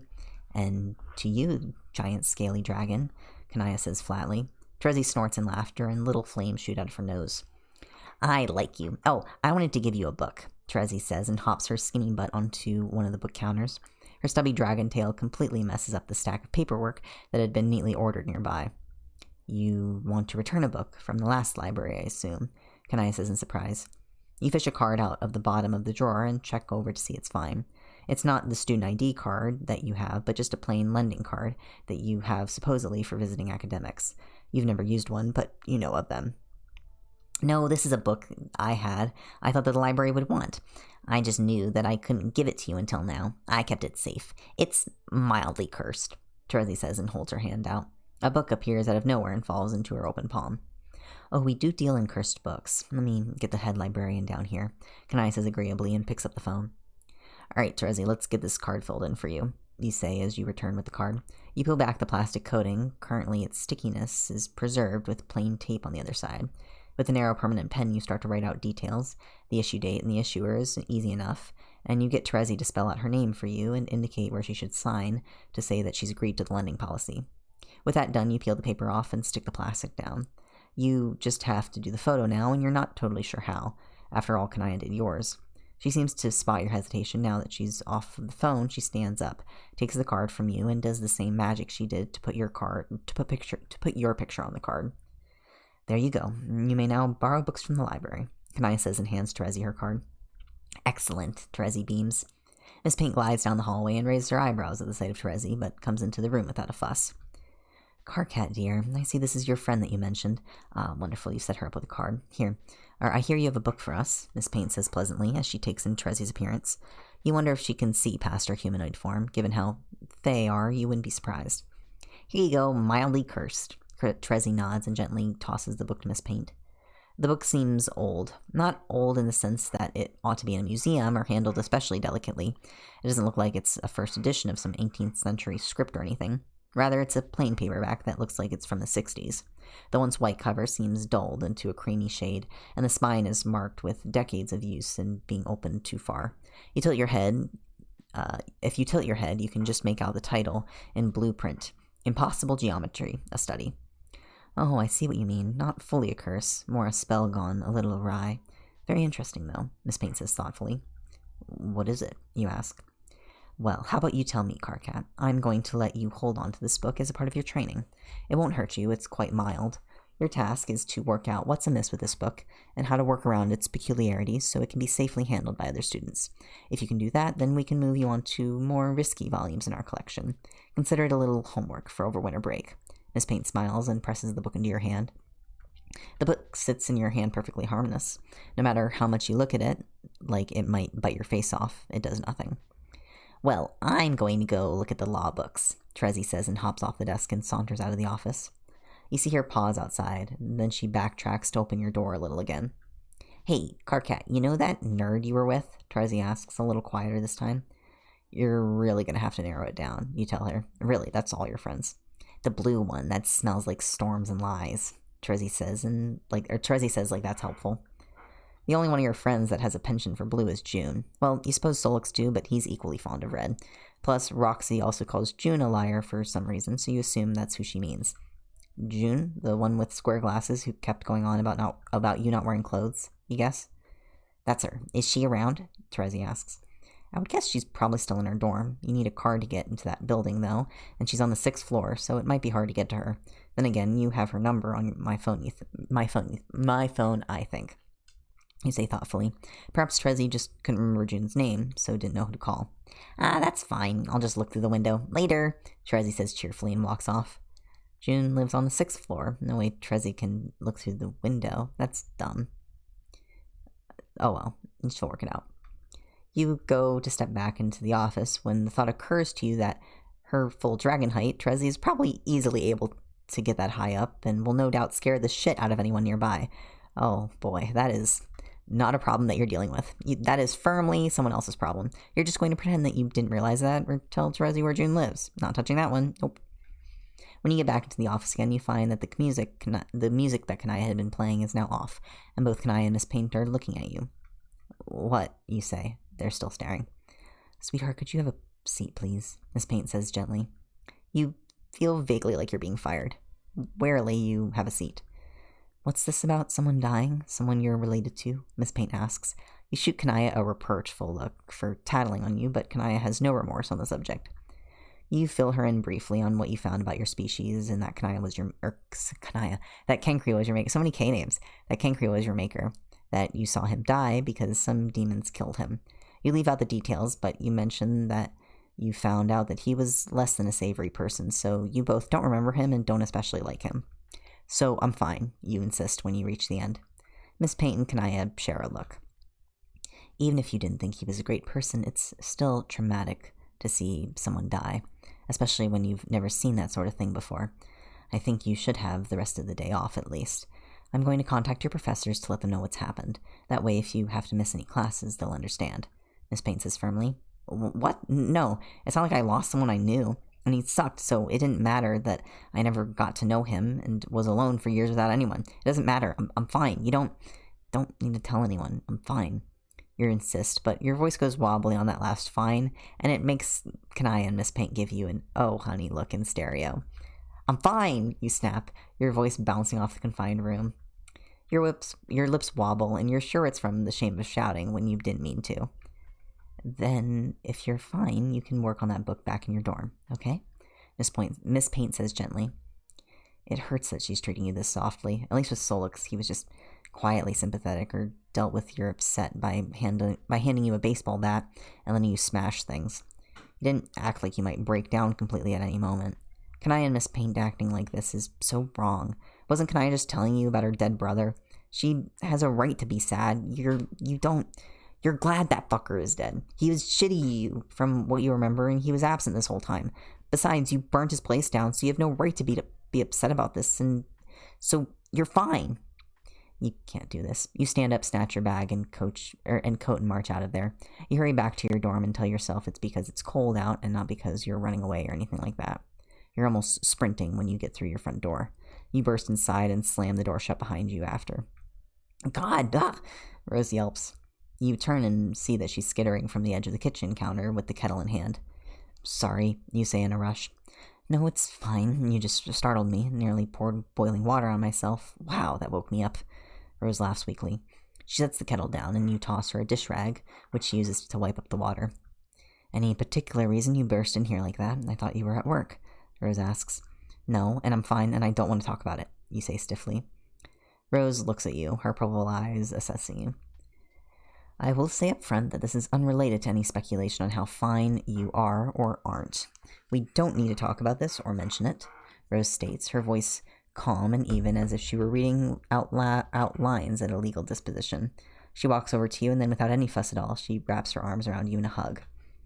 Rose, you don't have to. I'm fine, you say quietly. Shh, plausibly deniable hugs now, Rose says against your shoulder. You're saying this hug didn't happen, you say a little weakly. Now you're catching on. I mean, what hug? You can feel her smile against your shoulder. You suppose that if this hug isn't happening, then it's okay for you to stay here a little bit. You're spared having to work out how long is the right length to hug, because you're both startled apart by a lot of screaming from upstairs. Oh, that's probably Terezi. I mentioned vaguely where June lived when she asked, you say. Well, that'll be interesting for everyone else. Rose smirks and goes back to making her drink. Your phone pings, so you take it out to have a look. Fun fact, nothing will both wake you up and nearly make you piss yourself more than a giant dragon eyeball up against your window. Like, Jesus fuck, that freaked me out.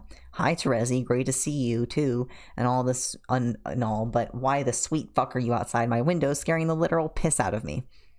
Sorry, that's sort of my bad. I told her what floor June lived on, so I guess she went looking. Was that girlish scream I heard from you then? Actually, how did you hear that? Your dorm is supposed to be soundproof. You look up at the doorway and see that part of the wood has chipped off the door itself, thus breaking the spell. Pulling a marker out of your bag, you fill in that part and the room goes abruptly silent again. No. Also, can we disregard that I mentioned piss twice there? Because I didn't piss myself, thanks. It was a figure of speech, no matter how much Solix is laughing at me. I'm only agreeing to disregard it, so you stop talking about it. I will take that as a win. So, I hear you and Solix are cool now. What exactly did he tell you? Enough for me to know that you're at least cool enough with each other for you two to make out. So much for that not being a thing that happened, Solux. Whatever, it's fine. Not lying to Dave is both simpler and better. So, can we maybe not talk about this over text? We have enough dumbass misunderstandings and lack of information between the three of us when we do this stuff in person. Text just seems begging for misunderstandings. Although I'm laying a lot of that to blame at the feet of Solux, explanations of context are for losers, Captor. Ooh, burn. But yeah, that's probably smart. Another window flashes up. Hey, fuck you in particular. It's so nice that you're at least being specific with your malice. I'd hate to think this was just a general misanthropy. At least now I feel special. See, shit like this is why I didn't think that I had to explain the concept of black rom to you, because you're flirting black just fine. Maybe you're irritating enough that you transcend the species barrier. It could just be a you thing and not a me thing. Shut up. Wait, Dave is still messaging you. Go back to that chat. Besides, I literally just woke up and I've not even put clothes on. And we have class in, what did you just say to Solux? Why? I think you broke him. He seems annoyed somehow, and also absolutely thrilled and flustered about it. Kind of adorable, to be honest. But still, we should do this later. Actually, I have a question. No. You said goddamn earlier. Yeah? Are you gonna call me out for my PG cursing now? Actually, don't tell my mom. She'd probably be sad at such weak sauce words. I can believe that. Not what I was getting at, though. Whenever I say anything like that, any curse, I guess, is blasphemous or what have you, he flinches and tells me off. Does he not do that with you? Nah, I noticed that too, but I figured it was just his hate man's thing, and that it was especially annoying from you or something. It's not like holy words work on anything since the event. I've heard of priests getting ganked by demons when they try that power of Christ compels you shit on them now. So he's just being difficult or something. Great. Anyway, I'll let you finish getting ready. Yeah, I should put clothes on. Dave, have you had this entire conversation naked? Yes/no. Please delete whichever answer you don't want. Okay. I will see you later. Clothed. Sometimes I don't think my brain is prepared enough to talk to Dave. You sigh and lean on the counter. I feel that sometimes too. Rose agrees mildly. Miss Payne Kanaya kicked me out of the library. She said she's going to talk to my professors. You say miserably. Without her or anyone else needling at you to talk, you're much more willing to say what's on your mind. Compassionate leave, I assume. I can't imagine you've been fired, Rose says and sips her coffee, careful of the heat in that freshly poured cup. Pretty much. I don't need compassionate leave. I didn't know the guy. I don't deserve it. You insist. I'm going to leave the very judgmental statement there alone, as well as the topic of what you ought to be feeling about the discovery of your maker and his subsequent demise. I will, however, say that you nearly were hit by a car yesterday because you were possessed by a spell tied to your biological nature. You didn't know about it, and that was surely frightening enough. You uncovered information about your species that was quite groundbreaking for you, and the whole affair seemed very emotional. Not to mention, you watched another person die, a person with your exact face. Regardless of what you ought to feel about him, I would say all of that is pretty traumatizing on its own. Rose reasons. You're saying think about it as compassion for that other stuff, and nothing to do with who it was who died, you say. If that helps, yes. I'm sure that as term is winding down, there will be less of a call for the library anyway, and it's not actually just the three of you working there. Staffing concerns are your boss's problem. You don't have to stay away from classes, but it's nice to know that they should be understanding if you have to step away for any reason, don't you think? She goes on. Instinctively, you want to deny all this. You shouldn't be entitled to any of this. It feels like you don't deserve it. That you're bad somehow, or a fraud, not good enough in some way, not deserving.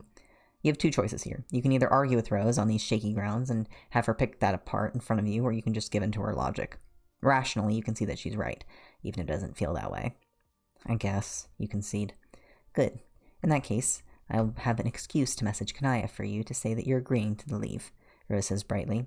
Was just a ploy so you can message her? You ask teasingly. Certainly not. I am just a master of multitasking, Rose says slyly. You're not going to stand in her way, and as Dave alluded to, you have classes soon. Magical languages, you think. God, your brain is fried. Dave and Solux do arrive at the door, both thankfully clothed. Jade is also behind them, but curiously, June is nowhere to be seen. June? Rose asks. She jumped out the window at Terezi and she flew off, I think. She's fine, Jade says uneasily. She's fine, I know, Solux says and heads down the stairs. I guess she messaged him when I was in the shower, Dave guesses and follows after Jade. You linger as Rose pulls your front door shut and then follows after. You more or less space out the whole way to class, and when you pass the corner of your building, some part of you recoils as if you were going into that alleyway again, which is stupid. You know where you are. This is where you live. You're nowhere near that alleyway in Georgia. Get a grip, Carcat. When you arrive all at class, although still missing June, you unpack your notebook as always. You find it harder than usual to take notes. The lecture is on using multiple power sources for spells, especially useful for long-term spells. Spells powered by the sun will wane at night. Spells powered by the moon will be stronger on the full moon and weaker on the new moon. Something volcanoes. No, you literally wrote that on that last part.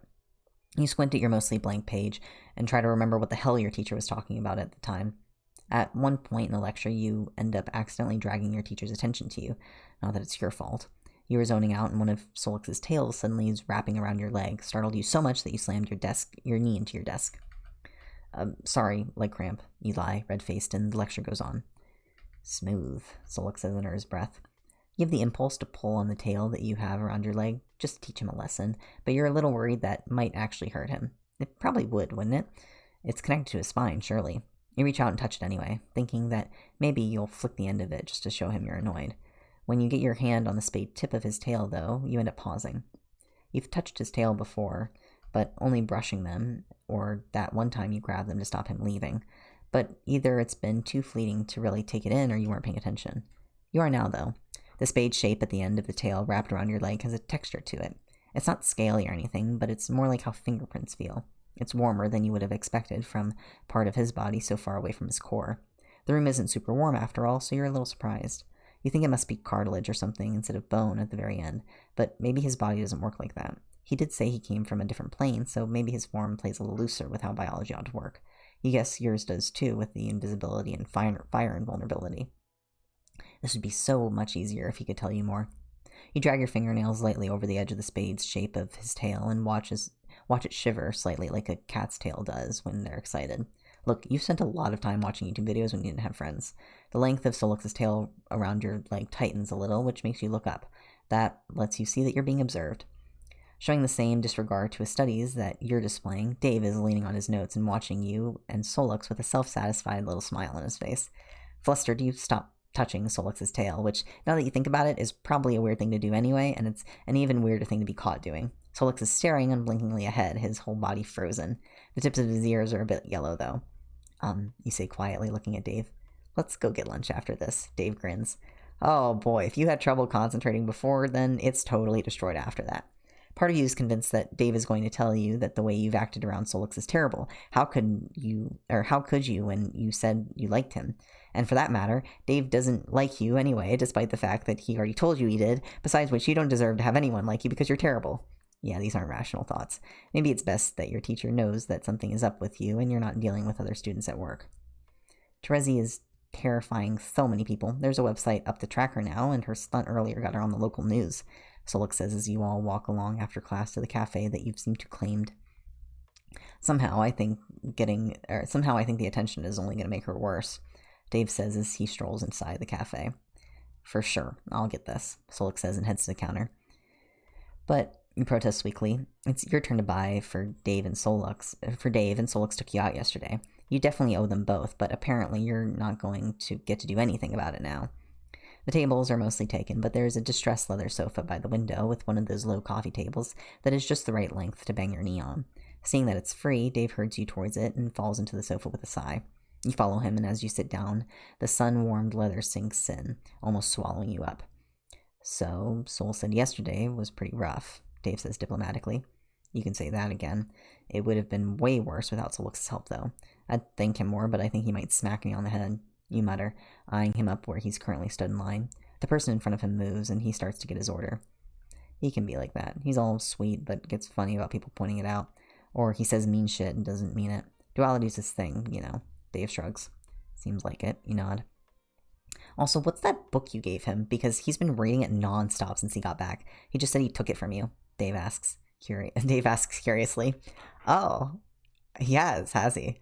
You grin, entirely ready to tease Solix about that later.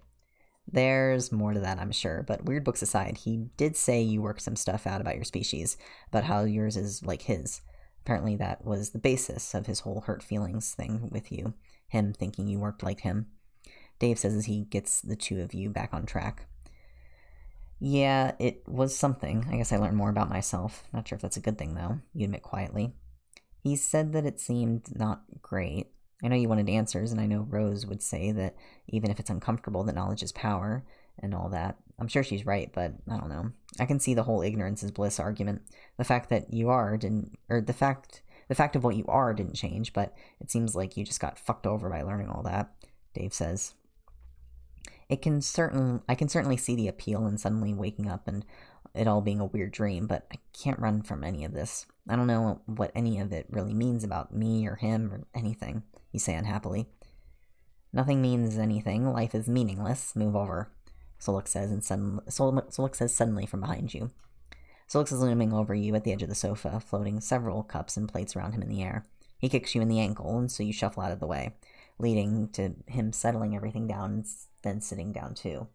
You're acutely aware that you're right between the two of them now. Are you interrogating him? Solix asks, leaning over your shoulder to look at Dave a little. No, Dave protests. Kind of, you say instead. Great, Dave has an idea, Solix tells you. Okay, but Rose told me once that Dave and June decided to lick lampposts in a snowstorm a few years ago and got stuck to it, so I'm dubious, you say slowly. I'm going to get her back for that, Dave says indignantly, not helped by Solix's obvious amusement. You did do it though, right? You ask Dave. It was a double dog dare. Also, not the point. I had a plan. So you two are cool with each other now, right? No more misunderstandings and hurt feelings? Dave asks, looking between you and Solux. We talked, stuff was explained. I can keep explaining. Not that I think I need to with how he's been, Solux says in a way that's fairly accusatory and shoots a look at you. You want to protest, but it dies on your lips when you remember the message you sent him this morning, or the way you were just touching one of his tails earlier. And we're cool, Dave gesturing between you and him. What? I mean, surely that's up to you. I'm the one who messed everything up, and pretty much the first opportunity, not you point out. Then we're cool. Like I said, I thought this was going to happen. Dave shrugs. This? Your voice pitches up a little as you look between him and Solux. You, dating me and also him, Dave says as if that's in any way simple. Why? But what, after everything, and you can't manage words right now? Solux's knuckles rap on the side of your head. Not hard, but enough to make you stall from sheer surprise. Why are you so bad at this now? KK, he's not saying let's all make out on this sofa in the coffee shop right now, Solux says warily. Well, I'm not, no. Dave quickly amends the sentence when Solux shoots him a look. Carcat, you complained before that Dave just assumed it'd all be okay without talking about it, and demons have different relationships at the same time anyway, so it's not a thing for me either. He's just trying to check that you get that we're all on the same page here. You don't have to do anything, Solix explains. And given everything that just happened to you, I'd get it if this isn't the time, but Solix told me about you and him last night, and I didn't want you to thinking that I wasn't okay. I'm still completely okay. I'm happy, actually, because he was disgustingly happy about it, Dave tells you brightly. Dave, Solix protests, seemingly scandalized that he'd let out such top-secret information. The point is that this is like us checking that you're still interested in either of us, and that we all feel the same, like how you're meant to ask for permission before you send a dick pic, Dave explains. What? Solix whispers in horror from somewhere near your shoulder. Not that I was going to do that, send you what I mean. I mean, that'd be weird, unless, no, joking, that was just the meme. I had to. What I mean is that we're all cool here, and issuing a statement to intent to flirt with you, like a declaration of war. Sexy war, Dave says in a panicked rush. The words just don't stop, Solix groans, and his forehead falls onto your shoulder. You can practically feel the despair radiating from him. Dude, help me out here, Dave says desperately. Just stop talking, he gets it already, Solix insists. Okay, right, sorry, Dave mumbles, pink-cheeked and embarrassed. Carcat, are you okay with all this? Us being interested in you? Solix asks you plainly, without any weird metaphors that take a turn for very odd. You look between Dave, desperately pretty and flushed with embarrassment, and then Solix on your other side, who's both deeply irritating and irresistible in his own way. You're pretty stupid for both of them, and for some reason, they're both interested in being with you. I'm okay. You both have terrible taste in people to be romantically interested in, but I'm not going to say no. I'm not really sure I can think about all that right now, but yeah, I'm all for whatever this is, you tell them slowly. Dave beams, and you feel Solix relax next to you. Aw, shit, that's awesome. Man, this is the best birthday ever, Dave says gleefully. It's your what? You yell in surprise. The window next to you shatters with your voice raining smashed glass down on your pseudo-date. Good job, Carcat. Yay! Chapter end! Oh my god! They figured it out! I literally love them so much. They talked about it! Oh my goodness, they talked about it!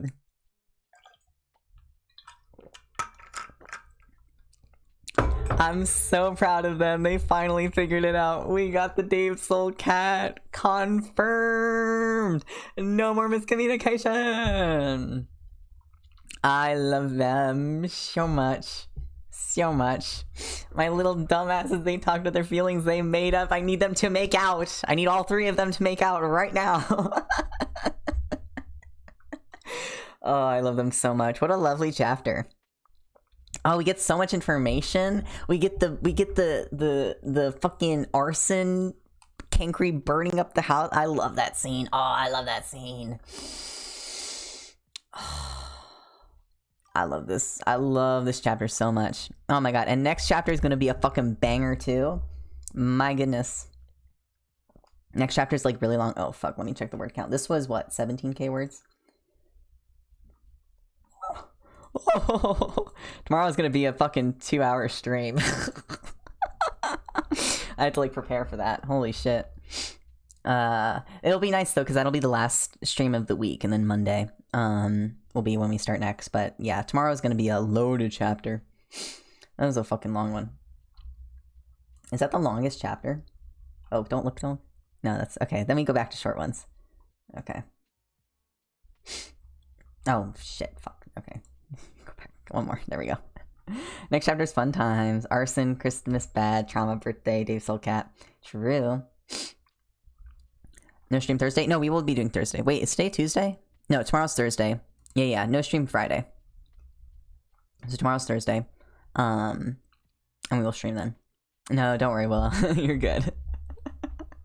So yeah, fun chapter. Oh my god. I fucking love this chapter so much. I'm so glad they finally talked about it.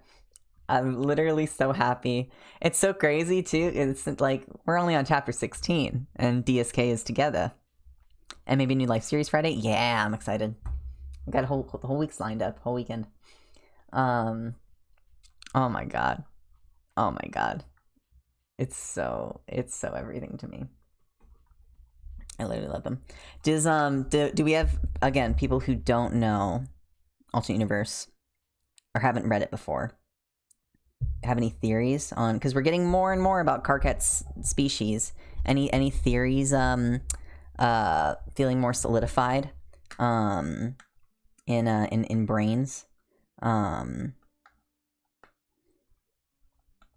Maybe like an opposite of a demon, but like similar. Angels.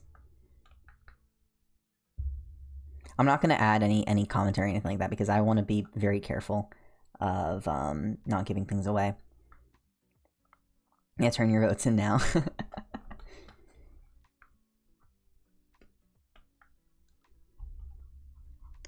I'm very excited for next chapter. All right, well, that will be all for me. It has been a long stream. Long chapter, hefty stream. And I am going to end. I hope you all have a lovely, lovely night, as you usually do. And I will talk to you guys all tomorrow. Once again, 9 p.m. EST. And yeah. So, have a lovely night.